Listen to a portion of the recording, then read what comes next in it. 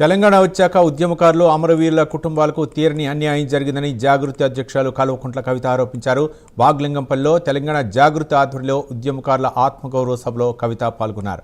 Congress party ఉద్యమకారులకు ఇచ్చిన హామీలను నెరవేర్చేందుకు రాబోయే బడ్జెట్లో నిర్ణయం ప్రకటించాలని డిమాండ్ చేశారు. 10 ఏళ్లు బీఆర్ఎస్కు ఉద్యమకారులు అధికారం ఇస్తే అన్ని చేదు జ్ఞాపకాలే మిగిలాయన్నారు కవిత.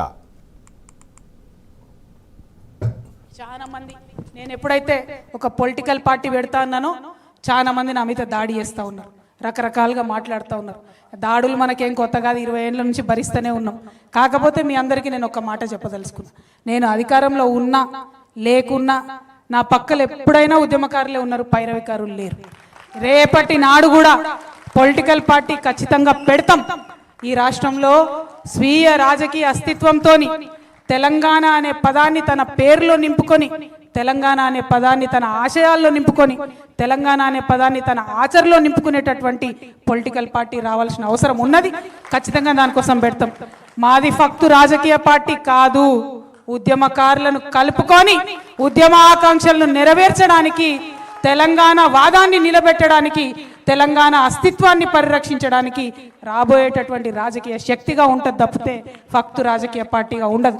ఎందుకంటే ఈ నేల ఏదైతే నెత్తురొడిసిందో, ఈ నేల ఏదైతే 100 సంవత్సరాలుగా నెత్తురొడిసిందో ఇంకా ఆ గాయాలు మానలేదు, ఇంకా బిడ్డలు కోలుకోలేదు.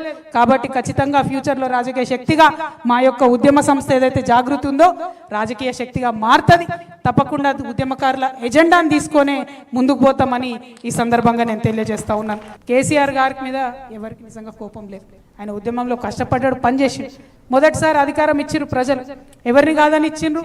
ఆనాడు కొట్లాడినాం మనందరం, మనకు ఒక రాజకీయ పార్టీ ఉండాలని 63 మందితో అధికారం ఇచ్చినాం. ఇచ్చిన తెల్లారు ఏమైంది, అన్ని పార్టీలు ఇళ్ళకే విలీనమైంది. నువ్వు ఎవరిని కోటేసినా ఇళ్ళకే వస్తారు అనేటటువంటి పరిస్థితి వచ్చింది. అన్నిటికన్నా ఎక్కువ ప్రజాస్వామ్య విలువలు అనేటటువంటి కాలరాయబడ్డాయి. ధర్నా చౌక్ ఎత్తేసిండ్రు, అసహనం ఎక్కువైపోయింది. ఎవరన్నా ఫేస్బుక్లో ఒక చిన్న కమెంట్ పెడితే ఎత్తుకొచ్చి పోరగాళ్ళని అరెస్ట్ చేసి కొట్టుడు పెట్టిరు. ఎవరన్నా యూట్యూబ్లో ఒక చిన్న మాట మాట్లాడితే ఎత్తుకొచ్చి పోరగాళ్ళని అరెస్ట్ చేసి పెట్టిరు. అది నచ్చలేదు తెలంగాణ ప్రజలకు. అందుకే అధికారానికి దూరమైన తప్పితే ఇంకొక మాట కాదు. అహంకారం అనేటటువంటిది, ఆ యొక్క సహనశీలత లేకపోవడం అనేటటువంటిది కరెక్ట్ కాదు. తెలంగాణ వాళ్ళకు ఉండే గుణమే అది. మనకుండే గుణమే మంచితనం, మనకుండే గుణమే కలుపుగోలుతనం, మనకుండే గుణమే బోలాతనం. దాన్ని కోల్పోతే తెలంగాణ ఆత్మ కోల్పోయినట్టే.